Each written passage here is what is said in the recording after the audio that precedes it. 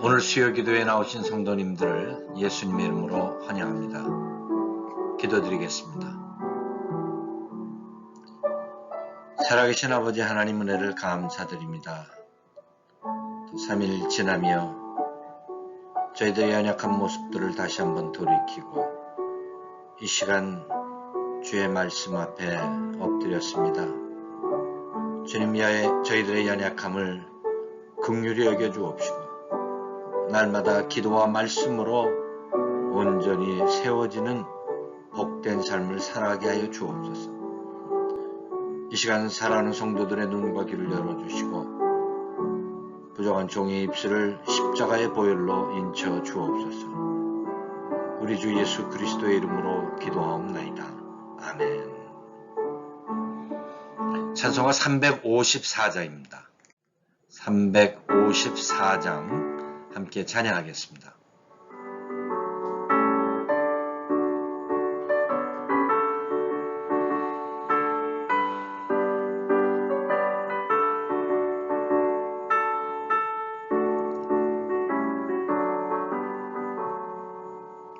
주를 앙모하는 자 올라가 독수리같이 모든 싸움 이기고 근심 걱정 다스루 올라가 독수리같이 주 앙모하는 자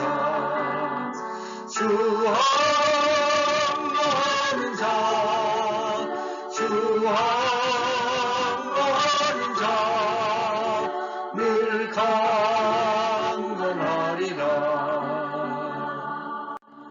주를 앙모하는 자 걸어가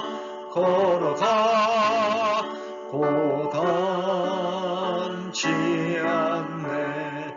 길을 잃은 양떼를 두루 찾아다니며 걸어가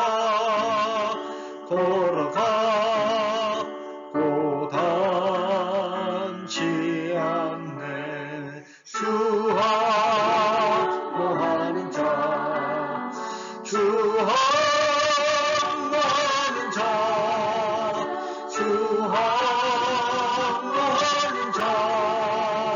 늘 강건하리라.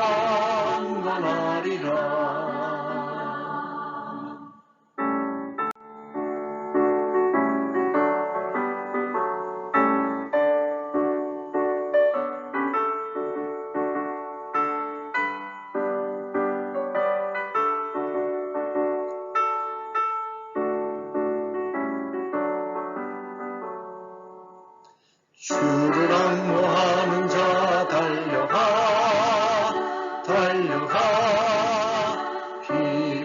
피곤치 않네. 산성문을 향하여 멸류관을 앞도로 달려가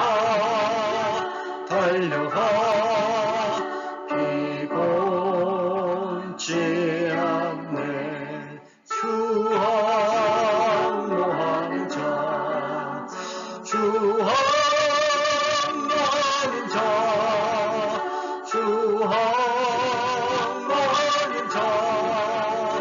늘 강건하리라.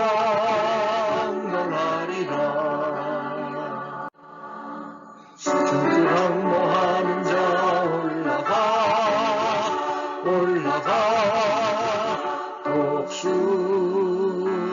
독수리같이 은혜 안에 뛰놀며 주의 영광 보리라. 올라가 독수리같이 주 앙모하는 자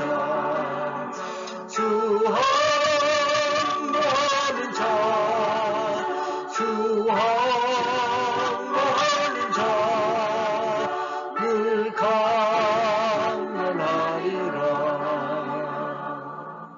아멘. 오늘 함께 나눌 하나님의 말씀은 고린도 후서 4장 16절로 18절까지 말씀입니다. 고린도후서 4장 16절부터 18절까지 말씀 함께 봉독하겠습니다.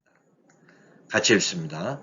그러므로 우리가 낙심하지 아니하노니 우리의 겉사람은 낡아지나 우리의 속사람은 날로 새로워지도다. 우리가 잠시 받는 환난에 경한 것이 지극히 크고 영원한 영광에 중한 것을 우리에게 이루게 함이니 우리가 주목하는 것은 보이는 것이 아니요 보이지 않는 것이니 보이는 것은 잠깐이요 보이지 않는 것은 영원함이라. 아멘. 이 고린도서는 갈라디아서와 또 로마서와 함께 바울의 4대 서신 중에 하나입니다. 특별히 이 갈라디아서와 로마서가 교리를 중심으로 소개되고 있는데 이 고린도서는 성도들의 실제적 그 삶의 영적 육체적 문제에 부딪히는 실제적 훈련에 관한 말씀을 기록하고 있습니다. 우리가 잘 아는 대로 고린도는 로마 아가야 지방의 수도였습니다. 그래서 총독이 그곳에 살고 있었고 아주 큰 그 항구 도시였습니다. 귀족들이 많이 살았고 돈 많은 부자들이 살고 있었습니다. 특별히 비너스 신전으로 알려진 그 아프로디테 신전이 있어서 아주 문란한 성적인 그 타락 그리고 향락과 음란의 도시가 되었습니다.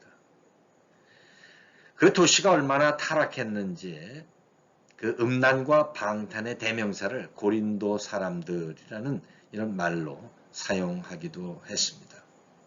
고린도 교회는 사도 바울이 2차 선교 여행 시 개척했던 사도행전 18장 1절로 11절까지 그 개척에 대한 이야기가 자세히 소개되어 있는 교회입니다. 브리스길라와 아굴라 부부와의 그 만남을 통해서 교회를 개척했는데 마게도냐로 파송 갔다 돌아온 디모데와 실라와 함께 아주 팀 사역을 통해서 개척한 귀한 교회입니다. 바울은 주로 유대인의 그 회당을 중심으로 부활의 복음을 전했는데 유대인들의 그 방해와 반대가 아주 거셌습니다. 그래서 회당 옆에 살던 이방인 디도 유스도의 집을 거점으로 해서 그곳에서 개척이 시작되었습니다. 바울은 오늘 그 본문에서 세상의 도전 속에서 씨름하며 또 살아가는 고린도교회 성도들에게 겉사람과 속사람에 대한 이야기를 하고 있습니다. 우리가 안 대로 겉사람은 육의 사람, 옛사람이고 또 속사람은 영의 사람, 예수 그리스도의 피로 새로운 피조물이 된 삶을 말합니다.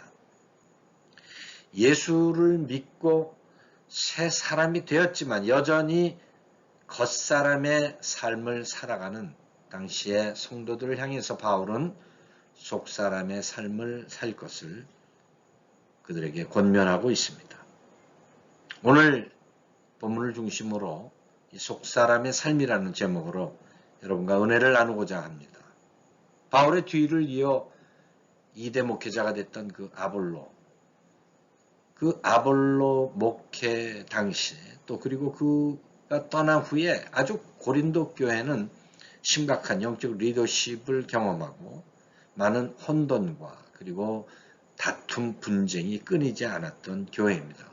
특별히 이 음란한 문제, 또 근친상간의 문제, 또 법정 소송의 문제들, 여러 가지 세상의 혼돈과 타락의 환경들을 교회 안에서 그대로 재현시키고 있던 그런 심각한 영적 위기에 빠졌던 교회가 고린도 교회였습니다. 오늘 이 바울의 말씀을 통해서 우리가 얻을 첫 번째 교훈은 우리의 겉사람은 다 낡아진다라고 하는 사실입니다. 오늘 본문 16절 우리 함께 같이 봉독하겠습니다. 그러므로 우리가 낙심하지 아니하노니 우리의 겉사람은 낡아지나 우리의 속사람은 날로 새로워지도다. 우리의 겉사람은 낡아지지만 주님의 피로 거듭난 우리의 속사람은 새로워져야 합니다. 이민의 삶은 광야의 삶과 같습니다. 6년 전에 3층에 세들어 이사했는데 그땐 몰랐는데 요즘은 작은 보따리 하나 들고 계단을 오르내리는 것이 얼마나 힘든지 모릅니다. 우리의 육체는 시간이 갈수록 소멸되어 갑니다. 이것이 세상의 법칙이고 또 하나님의 법칙이기도 합니다. 20세기 들어서서 이 생명공학의 연구로 많은 질병 치료에 획기적인 그런 성과를 거두기도 합니다. 이에 따른 인간의 수명이 증가되고 있는 것 부정할 수 없습니다. 아무리 그래도 우리가 노아나 무두셀라처럼 그렇게 장수할 수 없는 또 언젠가는 흙으로 돌아가는 인생이 바로 저와 여러분의 삶입니다. 인간의 그 건강뿐 아니라 이 시대의 정치, 경제, 이 사회 전반에 걸쳐서 한계에 이르고 있는 모습을 도처에서 보게 됩니다. 며칠 전 탈레반이 장악한 그 아프가니스탄의 모습을 보며 참 마음이 아팠습니다. 더 이상 그 땅에 피를 흘리지 않도록 우리가 기도하는 것밖에 없음을 깨닫습니다. 정말 하나님의 뜻과 계획은 우리가 이 땅에 사는 동안 쉽게 알 수 없음을 고백하게 됩니다. 정치도 그리고 경제도 개인의 건강도 영원하지 않습니다. 해 아래 새 것이 없다는 전도서 기자의 고백처럼 자고 나면 세상이 다 바뀌고 어제까지 새 것이었던 것들이 다 헌 것이 되고 맙니다. 최신식 자동차, 스마트폰, 모든 전자기기들이 얼마 못 가서 구형이 되고 또 마찬가지로 우리의 몸도 그 젊었을 때 탄탄했던 피부도 찾아볼 수 없고 등도 굽고 머리도 헤어지는 게 바로 인간의 모습입니다. 그것은 인간의 타락 이후 이 땅에 찾아온 죄의 영향 아래 살아가는 우리 모두의 삶입니다. 창세기 3장 18절, 19절은 이렇게 기록합니다. 땅이 내게 가시덤불과 엉겅퀴를 낼 것이라. 내가 먹을 것은 밭의 채소인즉 내가 흙으로 돌아갈 때까지 얼굴에 땀을 흘려야 먹을 것을 먹으리니 내가 그곳에서 취함을 입었습니다. 너는 흙이니 흙으로 돌아갈 것이니라 하시니라. 이 엄중한 죄인을 향한 하나님의 선포 속에서 생로병사의 모든 문제 그리고 그 전도서 기자가 수없이 끝없이 질문을 던졌던 것들에 대한 답을 얻게 됩니다. 젊었을 때 땀 흘리며 수고했던 것들이 한순간 송두리째 날아가는 것을 경험하는 많은 이들을 주위에서 보게 됩니다. 우리가 작년부터 경험한 이 팬데믹의 시간들은 참 많은 것들을 뺏어갔습니다. 만일 우리 안에 생명 되시는 예수님이 안 계셨다면 이 팬데믹의 시간 속에서 시간의 흐름은 죽음으로의 여정 외에 더 다른 의미를 부여할 수 없었을 것입니다. 사랑하는 성도 여러분, 우리의 겉사람은 시간이 갈수록 낡아집니다. 후패합니다. 새로 산 집도 자동차도 건강한 피부를 유지하기 위해 비싼 화장품을 발라도 그것이 낡아지고 부패하는 것이 우리 인생의 모습입니다. 그러나 여전히 죄의 영향 아래 살아가는 겉사람의 인생이지만 성도들은 짐승의 피를 흘려 아담과 하와에게 옷을 입히신 그 하나님의 사랑이 십자가에서 나타나심으로 비록 우리의 겉사람은 낡아지지만 우리의 속사람은 그 십자가 보혈의 능력으로 새로워져야 합니다. 주님 오실 그날을 기다리며 소망을 가지고 살아가야 할 것입니다. 우리의 겉사람은 낡아지지만 우리 안에 계신 예수님 때문에 우리는 속사람의 삶, 새로운 피조물의 삶을 살아가게 됩니다. 두 번째, 오늘 본문을 통해서 우리에게 주신 귀한 교훈은 겉사람 속으로 오신 바로 예수 그리스도의 은혜입니다. 4장 7절입니다. 우리가 이 보배를 질그릇에 가졌으니 이는 심히 큰 능력은 하나님께 있고 우리에게 있지 아니함을 알게 하려 함이라. 예수 그리스도의 오심은 우리가 구해서가 아닙니다. 하나님의 계획이셨습니다. 아담과 하와가 타락한 이후에 그들의 에덴 동산을 쫓겨난 뒤에 창세기 3장 15절에 그 하나님의 약속 때문에 주님이 이 땅에 오셨습니다. 그 육신의 몸을 입고 오신 우리 주님은 우리가 요청해서 십자가에서 피를 흘리신 것이 아니라 바로 우리를 사랑하시는 하나님께서 독생자를 아낌없이 사망에 내어주신 것입니다. 그래서 바울은 겉사람의 후패하는 그 안타까움을 한탄하기보다 죄로 인해 금이 가고 비록 깨어진 질그릇 같은 인생이지만 그 안에 우리 주님이 오셨음을 기쁨으로 선포하고 있는 것입니다. 20대 30대 그 식스팩을 자랑하는 젊은이들의 그 아름다움도 하나님 앞에 무가치한 질그릇과 같은 존재일 수밖에 없습니다. 그래서 모든 인간은 젊든지 나이를 먹었든지 죽음에 대해서 두려워합니다. 겉사람의 낡아짐을 두려워합니다. 세상은 질그릇보다 더 보기 좋은 그릇을 찾기 위해 사기 그릇으로 대신하고 때론 놋굿으로 바꾸려고 애를 씁니다. 아니, 그보다 더 많은 돈을 들여 은이나 금그릇으로 자신들의 삶을 선택합니다. 그러나 바울은 어떤 그릇이 주님의 손에 선택되어진다라는 의미가 아니라 그 그릇을 비워야 주님의 쓰시기에 합당한 그릇이 된다라고 디모데에게 설교합니다. 디모데후서 2장 20절, 21절 말씀, 우리 두 절 함께 봉독하겠습니다. 큰 집에는 금그릇과 은그릇뿐 아니라 나무그릇과 질그릇도 있어 귀하게 쓰는 것도 있고 천하게 쓰는 것도 있나니 그러므로 누구든지 이런 것에서 자기를 깨끗하게 하면 귀히 쓰는 그릇이 되어 거룩하고 주인의 쓰심에 합당하며 모든 선한 일에 준비함이 되리라. 만약 주님이 금그릇을 선택하신다면 저는 절망할 수밖에 없습니다. 그러나 다 찌그러지고 깨어진 질그릇과 같은 연약한 존재지만 날마다 십자가 보혈의 공로를 의지하며 그 안을 깨끗게 하는 죄의 고백으로 살아간다면 반드시 하나님의 때에 우리는 귀하게 쓰임받게 될 줄로 믿습니다. 이 깨어진 질그릇과 같은 삶이지만 우리가 감사와 기쁨으로 살아갈 수 있는 것은 바로 우리 안에 들어와 계신 예수님 때문입니다. 그래서 우리는 날마다 우리의 영혼을 깨끗이 씻는 그에게의 삶이 요구됩니다.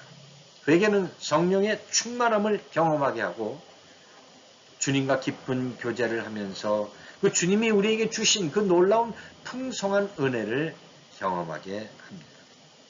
당시 복음을 전하던 바울의 외적인 모습은요, 깨진 질그릇보다 더 못했을 것입니다. 사실 그는 다소 지방의 그 랍비의 가정에서 태어나 장래가 촉망됐던 청년이었습니다. 더군다나 최고의 학자였던 가말리알의 문화생이었습니다.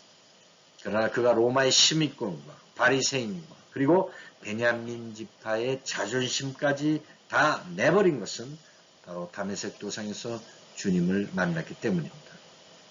바로 수많은 기적과 증거들의 열매가 있었지만 질그릇보다 못한 자신의 삶 속에 계신 바로 그 그리스도의 능력 때문이라고 고백합니다. 고린도후서 4장 7절.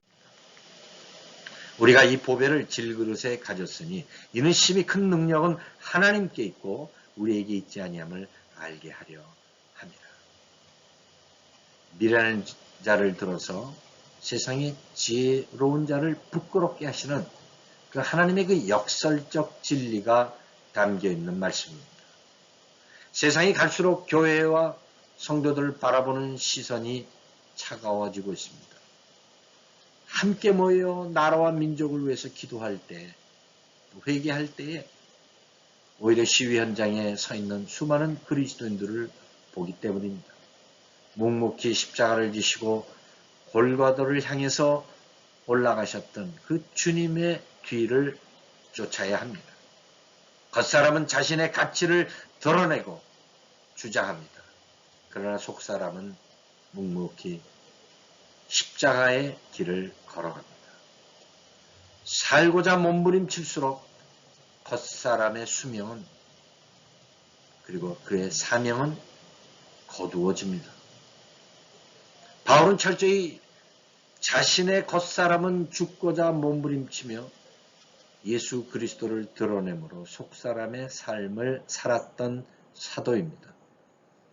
질그릇과 같은 겉사람의 죽음은 바로 예수님의 십자가 앞에서 그 죄에 대한 고백으로 다시 새롭게 태어납니다. 옛사람에서 새 사람으로 변화되는 것입니다.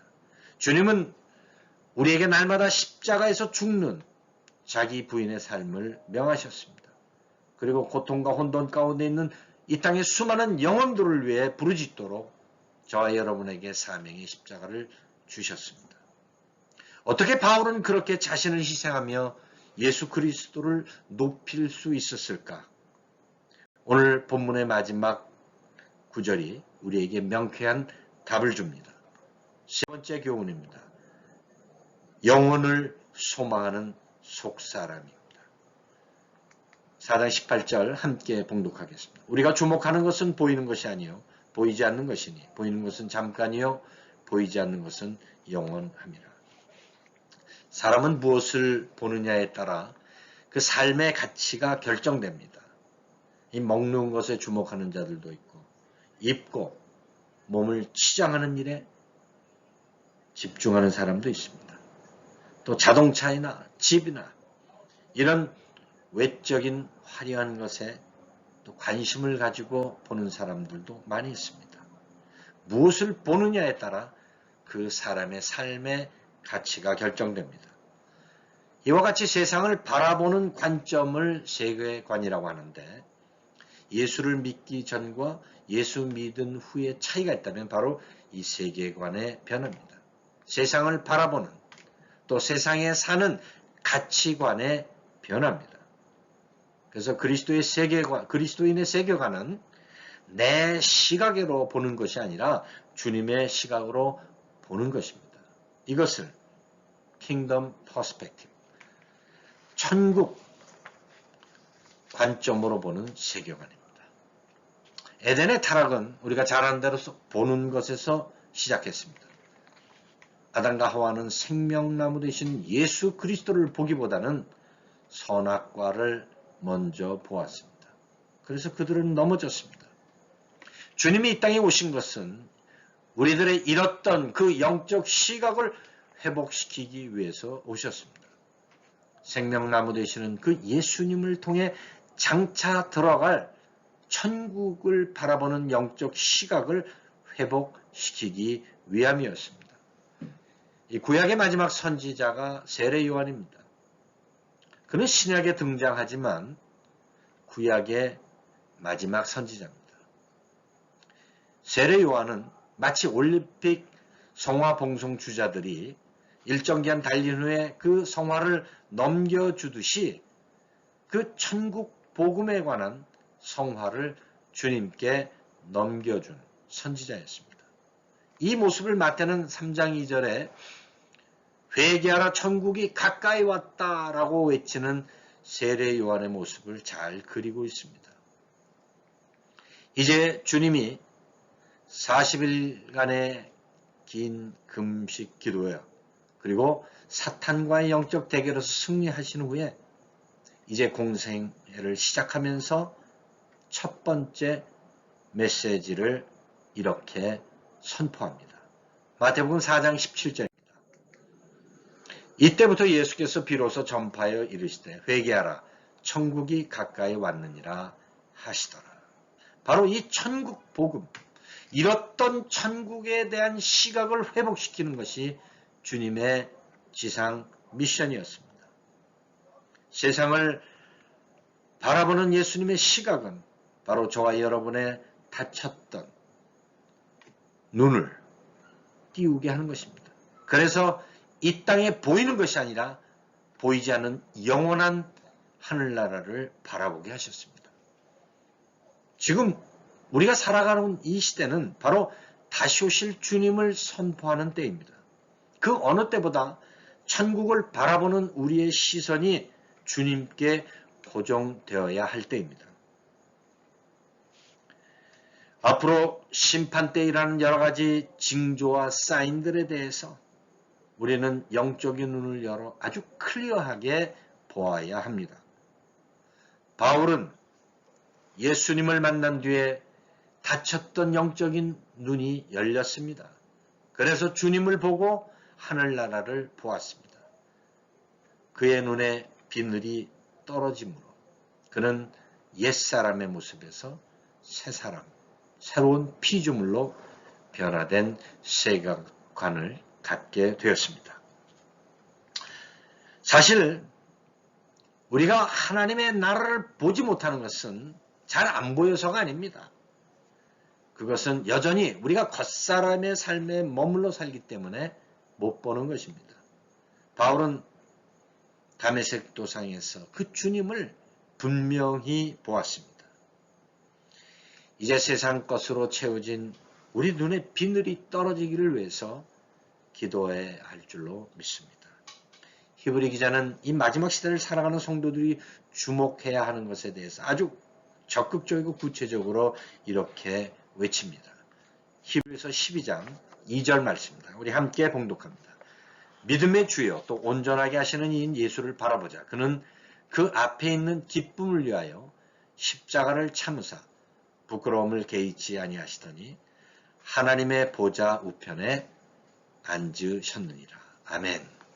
장차 육신의 장막을 벗고 우리가 들어갈 그 영원한 집을 바라보아야 합니다.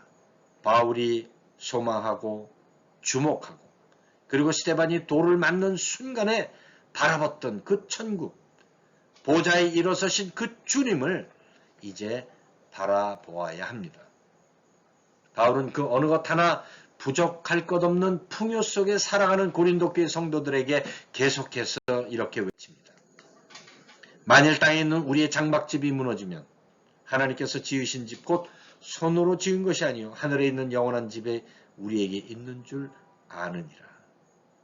그토록 남에게 보여주고 자랑하고 싶은 그 근사한 집을 포함해 땅에 있는 그 모든 것들은 언젠가 주님 부르실 때 다 내려놓게 됩니다.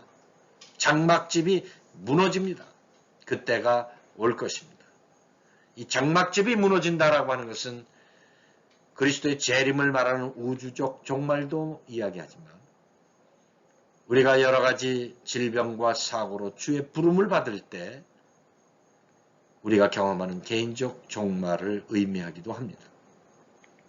바울은 장막 수렵을 했던 사람이기 때문에 그는 오랜 기간 그 텐트 메이킹 비즈니스를 통해서 아무리 비싼 천으로 만든 장막일지라 할지라도 오래 가지 못해 그 장막은 낡아지고 썩고 부패된다라고 하는 사실은 알고 있었던 것입니다. 그는 그러한 지혜를 가지고 고린도 교회 성도들에게 장막집이 무너질 때가 온다. 하늘에 있는 영원한 집을 바라보아야 한다. 라고 외쳤던 것입니다. 사랑하는 성도 여러분, 이제 겉사람의 삶을 청산할 때입니다. 여전히 먹고 입고 땅의 것을 보기 위해 세겜 땅을 기웃거렸던 야곱의 막내딸 디나와 같은 삶을 청산할 때입니다. 비록 우리의 육신은 쇠해지고 걷기도 힘들어지고 마스크 쓰고 숨쉬기조차 힘들지만 영원한 천국에 대한 소망이 있기 때문에 이 팬데믹의 두려움 환경 가운데서도 감사와 기쁨으로 하나님을 예배하고 찬양하는 줄로 믿습니다. 솔로몬은 전도서 3장 11절에 하나님께서 사람들에게 영혼을 사모하는 마음을 주셨다라고 외치고 있습니다. 누구나 예수를 믿던 안 믿던 고향을 사모하게 되어 있습니다. 반드시 죽음 앞에서 영원한 하나님의 나라를 기억하게 됩니다. 우리는 여전히 이런 가운데 살아가는 이들에 대해서 다가가지 못하고 외면하고 있습니다. 이 팬데믹의 기간은 많은 이들이 영원한 생명을 얻기 위해서 몸부림치는 그러한 모습들을 우리에게 보여주고 있습니다. 이제 질그릇에 화려한 변신을 위해 애쓰는 삶에서 돌아서서 비록 모양은 없고 깨진 그릇이지만 날마다 그리스도의 보혈로 씻는, 그래서 그리스도를 우리의 삶 가운데 초청하는 성도들이 되시기를 예수님 이름으로 축원합니다. 주님은 어느 날 밤에 찾아온 니고데모에게 육으로 난 것은 육이요 영으로 난 것은 영이다. 지금까지 외식과 형식으로 그리고 율법 속에 갇혀 살던 니고데모에게 더 이상 겉사람의 삶을 살지 말라. 그리고 영적인 사람, 속사람, 새로운 피조물의 삶을 살아라 말씀하셨던 것입니다. 이 세상은 더욱 혼돈 속으로 나아갑니다. 정치, 경제적 위기와 또 지구 온난화의 문제가 아닙니다. 바로 그리스도의 오심이 가까이 왔기 때문입니다. 온 세상의 난리와 또 나라와 민족들이 대적하는 소식들이 끊임없이 일어나고 있습니다. 보이는 것을 쫓아 살던 겉사람의 삶을 청산하십시다. 다시는 두 번 다시 사용하지 못할 것 같은 질그릇과 같은 우리의 삶이지만 바로 저와 여러분을 위해서 우리 안에 오신 그 주님을 초청하십시다. 바울은 고린도 교회 성도들에게 그들의 어리석음과 무지를 책망한 것이 아니라 십자가 보혈로 다시 한번 새롭게 거듭날 것을 이렇게 외치고 있습니다. 고린도 후서 5장 17절 말씀 함께 봉독하겠습니다. 그런즉 누구든지 그리스도 안에 있으면 새로운 피조물이라. 이전 것은 지나갔으니 보라 새 것이 되었도다. 우린 다 죄인입니다. 주님은 오늘 이 저녁에 우리의 죄를 물으려고 찾아오신 것이 아니라 겉사람의 삶에서 속사람의 삶으로 변하고자 결단하고 또 회개의 삶을 살기로 작정하는 저와 여러분들을 초청하기 위해서 오셨습니다. 이제 새로운 피조물로 천국 소망을 가지고 더 이상 겉사람의 삶이 아닌 속사람의 삶을 살아가는 남우교회 성도들이 되시기를 예수님의 이름으로 축원합니다. 기도하겠습니다. 거룩하신 아버지 하나님, 이 시간 부족한 종을 통해서 증거된 말씀, 사람의 말이 되지 아니하고 주의 음성 되게 하여 주옵소서. 지나간 삶 하나님 앞에 회개합니다. 더 이상 겉사람의 삶을 살지 아니하고 새로운 피조물의 삶, 날마다 죄를 고백하며 십자가의 보혈로 씻는 속사람의 삶을 살아가게 하여 주옵소서. 이제는 우리를 죄악 가운데서 구원해 주신 우리 주 예수 그리스도의 은혜와 독생자 예수 그리스도를 십자가에 못 박기까지 우리를 사랑해 주신 아버지 하나님의 무한하신 사랑하심과 성령의 감동, 감화, 위로, 역사하심이 겉사람의 삶을 청산하고 새로운 피조물의 삶, 속사람의 삶을 살기로 결단하는 사랑하는 성도들 머리머리 위에, 그들의 가정과 자녀와 섬기는 모든 일 위에, 그리고 나무 제단 위에 이제로부터 영원토록 함께 계실지어다. 아멘. 남은 한 주간도 기도와 말씀으로 승리하시기 바랍니다.